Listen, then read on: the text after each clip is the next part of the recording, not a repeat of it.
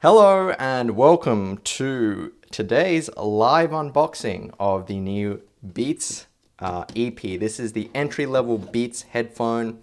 It's an on-ear headphone. Slots in just below the Solo 2 in the lineup, I believe. I have not seen this headphone in person. When I bought it today at the Apple store, they did not even have demo units. They just had the boxes. So let's get right into it. Now, if you recall, the Solo 2 is probably one of the most favorably regarded headphones in the Beats lineup. And we are doing this unboxing live. So if you are watching this live, you can chat in the live chat. I can see your questions and stuff in the comments, and I can answer any questions you may have in particular about these headphones, which is a really fun way to do an unboxing. I went with it comes in a few colors. I went with this matte black option. I liked it specifically because the stainless steel part of the headband on this headphone, according to the press shots, is actually dark metal compared to the other ones which uses silver metal. I prefer it more like a one-tone kind of look. So that's the plastic wrap-off.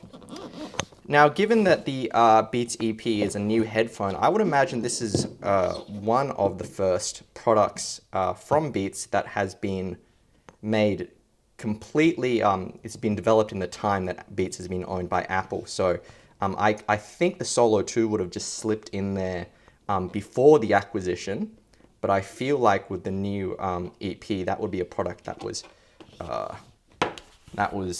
made under the new regime, so to speak. So if you've never seen packaging for Beats products, it's always very nice. I'm going to go change the way you hear sound, which is a sort of an ambivalent comment, I have to say.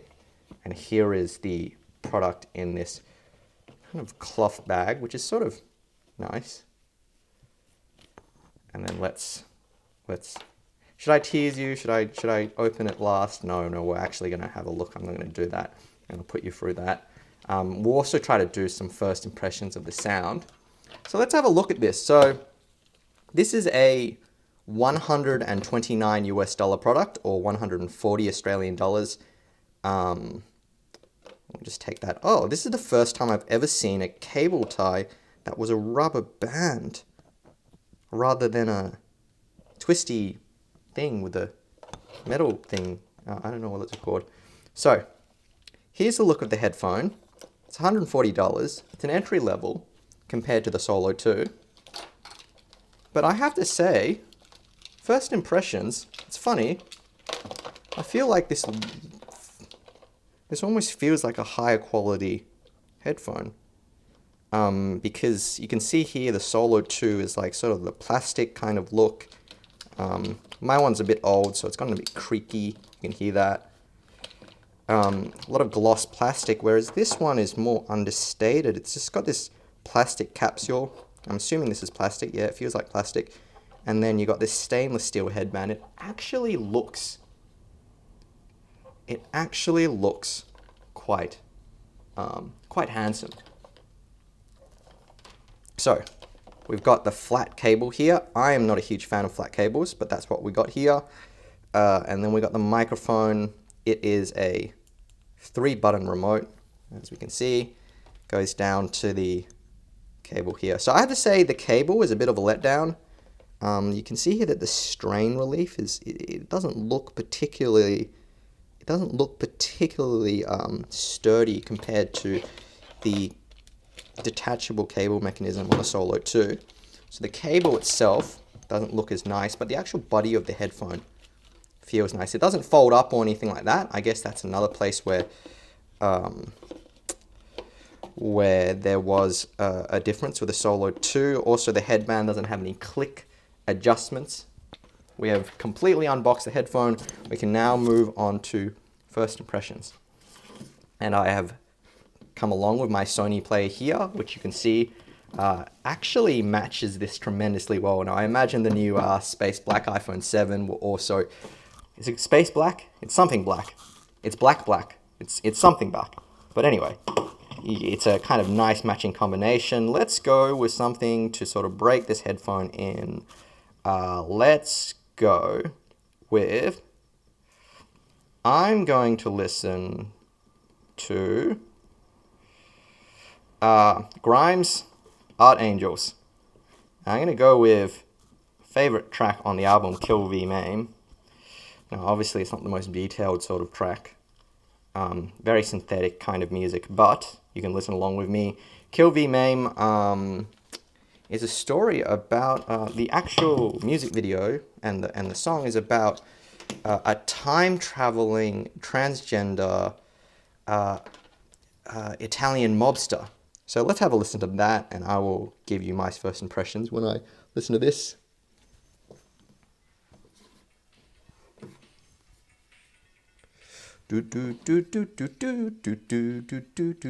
Okay, so first impressions from the sound.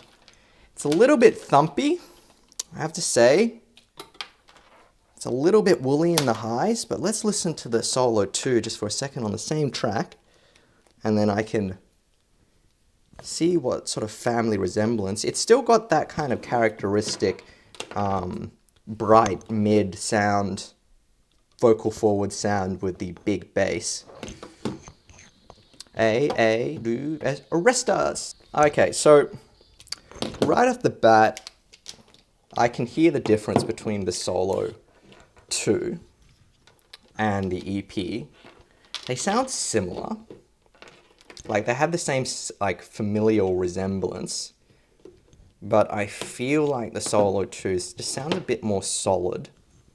But I will choose another track, and we will see if we can get any sort of additional information about this. So let's go with Ghost in the Shell, and I'm going to choose Chant 3 from Ghost in the Shell, the Ghost in the Shell original movie soundtrack. And you can see here, a little high resolution track here. That's right, it's a little high resolution track. Now let's have a listen to it. I'm not going to attempt to sing this, obviously. So what I'm getting from this is, and again, these are sort of like completely fly on the wall, stream of consciousness first impressions. The bass is actually pretty nice. I'm getting that nice rounded low tone to those drums that kind of punctuate this track. I find the vocals are just a bit woolly. There's something going on in the vocal range. Let's switch the solo 2 again. Oh, and I should also say this is actually a relatively comfortable headphone.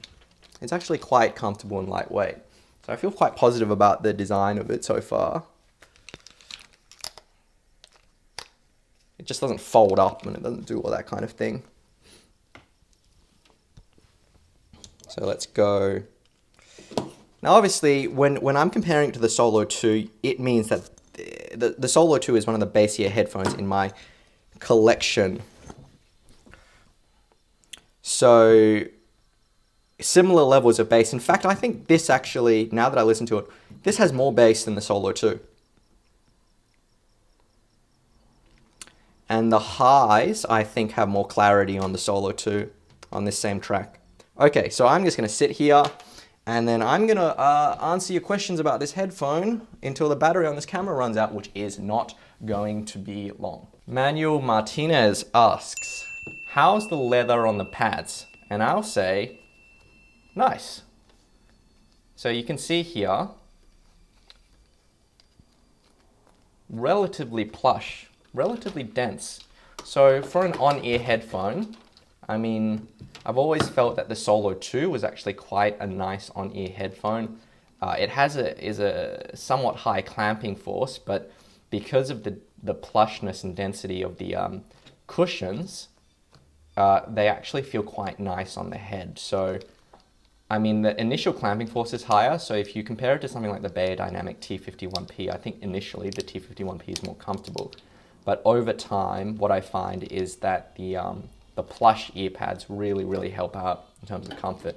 So I'm expecting a similar sort of thing with this. Ming asks, does it sound like all bass?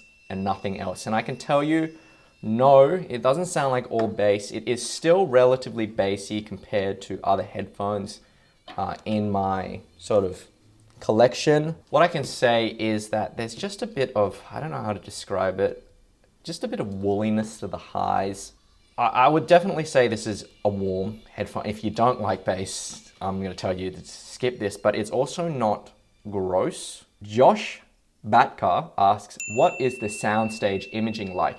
So just like with the Solo 2, the soundstage is not particularly big. So you don't get a very wide sense and a very open sense of space because of that dominance of the bass in the sound, and then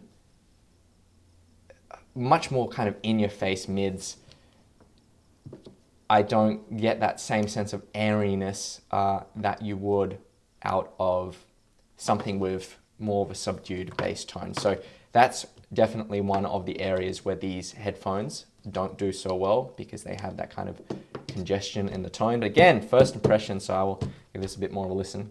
Manuel Martinez asks, does the headphone look durable? Well, does it look durable to you? It's actually just one piece of thermoplastic. You can see here. This is one of those things where I'm afraid that if I accidentally kind of snap it on live, then it will just go like, everyone's just going to go, oh.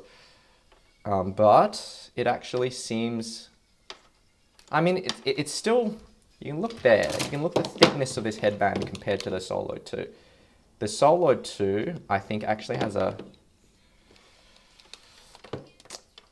yeah, you can see here. I don't know if you can hear that, the Cantonese pop that's coming through. Oh, I should actually stop that, because if this video gets content ID, then I will have very little recourse.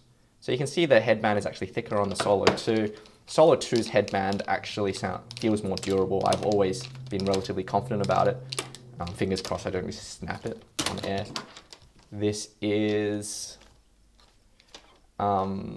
this feels almost as good, not quite though, so I don't trust it quite as much. But this stainless steel element here, that's pretty sweet.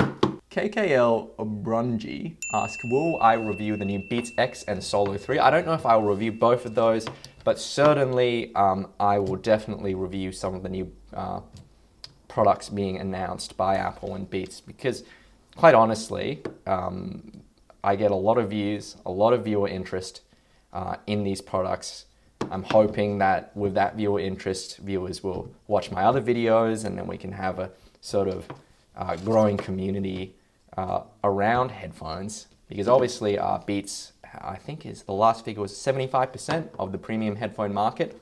So a lot of the dollars are going to this company, which, you know, I am neutral on. I don't really think it's a bad or a good thing. I do think the newer Beats products like the Solo and the and this one aren't terrible. Pack Demon asks, do you only review headphones that you buy yourself, or do you occasionally review ones sent to you by other people?